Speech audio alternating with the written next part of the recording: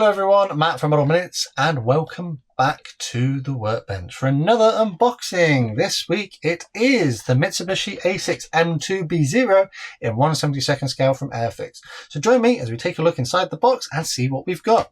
So this isn't actually the first kit of this that I've had. I did have another version in a different paint scheme, which I did previously from a Dogfight double set. And I have actually done this exact boxing, I actually bought two at the time, to do a challenge. And it didn't end up looking amazing because I used really cheap paints to do it.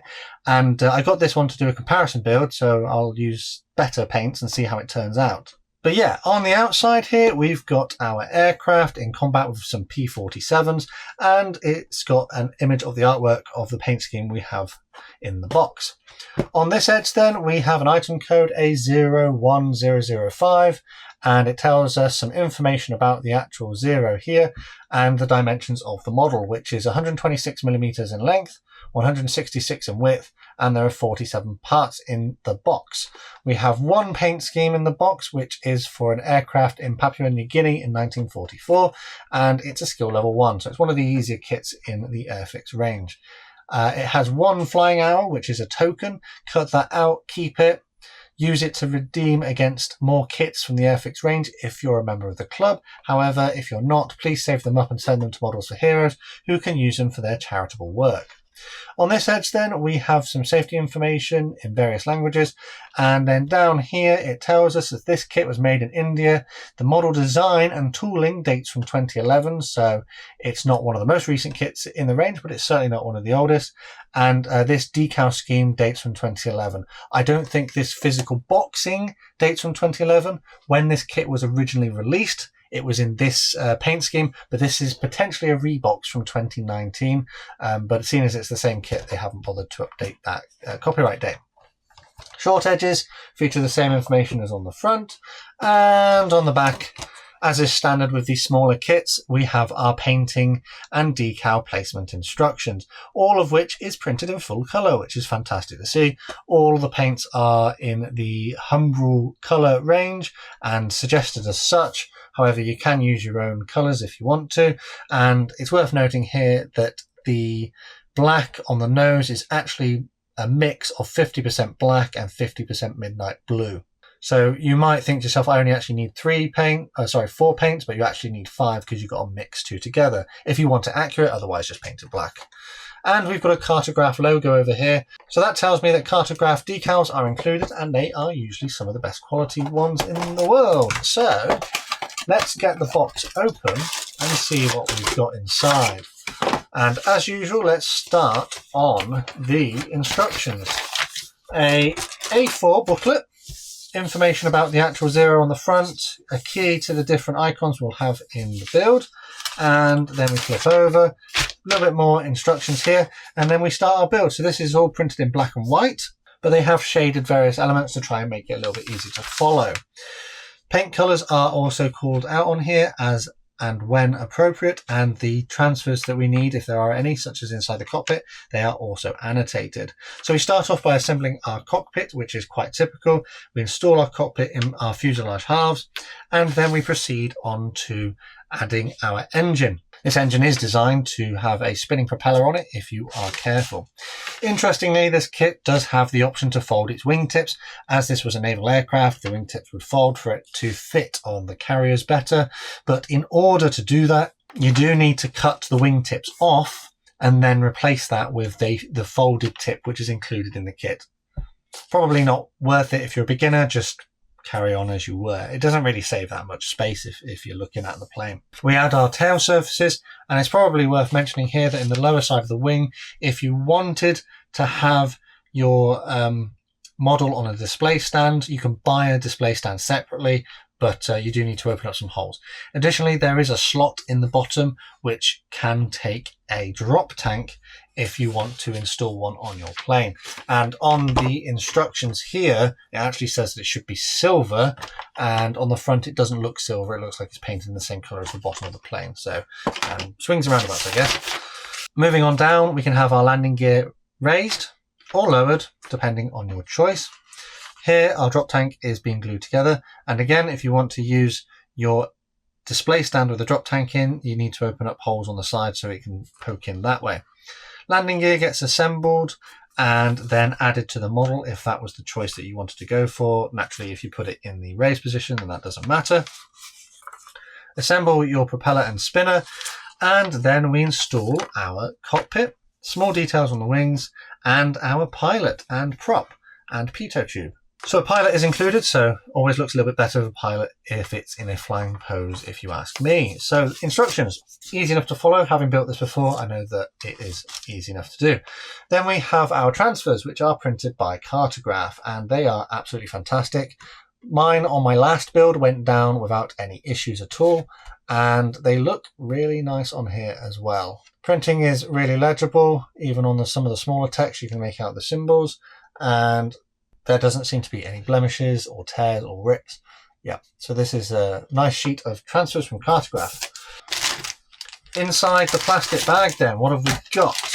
We have our clear parts in another plastic bag, so we'll look at those first. And we only have one. So this is our cockpit canopy. And as you can see, it's a single piece. So if you wanted to display it in an open position, it would take modification. Personally, I'll just glue it in and call it a day as it is. From experience, the molded lines are relatively easy to paint, but they aren't as raised as some of the other kits in the range. But yeah, it should be easy enough to mask and paint if that's what you want to do. The molding is good. The canopy is crystal clear, and there doesn't seem to be any blemishes. Maybe a little bit greasy, so should perhaps give it a wash just to remove any mold release, but no flash that I can see. Onto the plastic parts then, we've got 1, 2, 3. We've got 3 smallish light grey blue plastic sprues. And just taking a quick look at this one. This is, so as mentioned, this is a slightly older kit from Airfix, so they're not using the current plastic.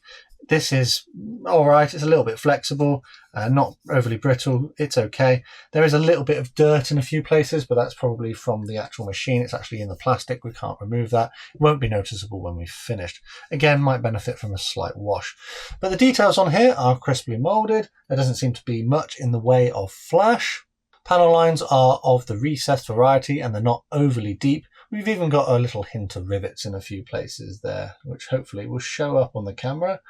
And moving on down with fuselage halves, it's the same kind of deal. On the inside, we've got a little bit of cockpit detail there, just to give the representation. The engine looks okay, and we also have our wingtips for the folded option. Over here, we've got landing gear and a little bit more of the engine, and this is the gun mount for the cockpit. On to the next sprue then, we've got the other fuselage half, we've got our nose for our plane, so that's the engine cowling there. A little bit of flash on this, it will need tidying up. Aerials and pitot tubes, landing gear parts, the nose there with the machine gun barrels, spinner, tyres. There's our pilot. This is a rather generic pilot from Airfix, which was in a lot of these kits, sort of 2010 onwards era.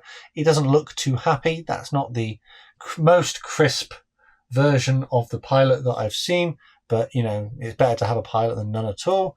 And the small details are reasonably well reproduced. However, there is a bit of flash in a few places. No short shots that I've seen so far though, and no mold misalignment that I'm aware of. I can't really see any massive seams. Moving on to the wings then. So this is the upper wing half, which will get glued onto your lower wing halves. And again, a little bit of dirt there in the plastic. As mentioned in previous unboxings, it's usually due to the fact that the machines are statically charged after they've been used, and they will draw dirt out of the air. It will stick to the toolings and then potentially get pressed into the plastic when they're molded. But once we've painted that, we shouldn't be able to see it. Propeller, drop tank, tail surfaces, and internal cockpit area there.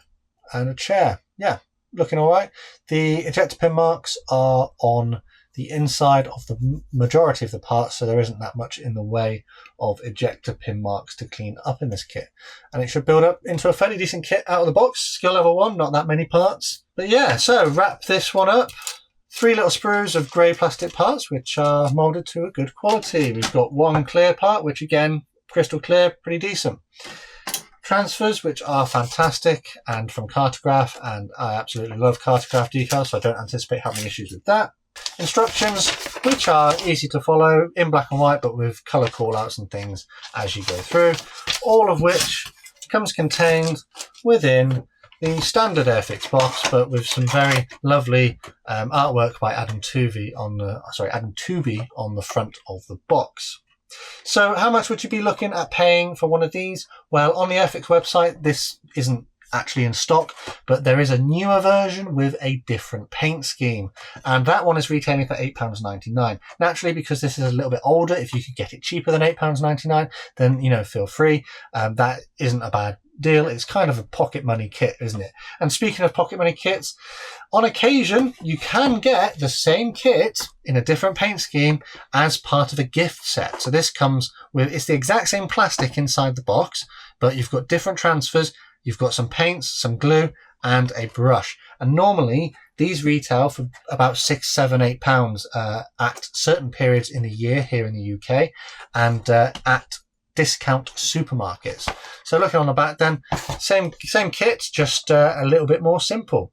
So yeah, I've built a couple of these now over the course of my modelling career, and I'm looking forward to having a go at this one and making it better than the badly painted one I did as part of my challenge a few years ago. So let me know down in the comments what you thought of my review and if my assessment was fair. As always, a quick shout out to my channel members and patrons for the massive support they give the channel. A huge thanks to these guys, and if you'd like to join them, take a look at the links in the description to find out how. Additionally, down in the description you'll find more information on other ways to help support the channel if you'd like to do so. The best way to support the channel for free though is by subscribing with notifications turned on so that you never miss a modelling upload. Finally though, last thing to say is a massive thank you to you for watching, and I'll see you on the workbench again next time.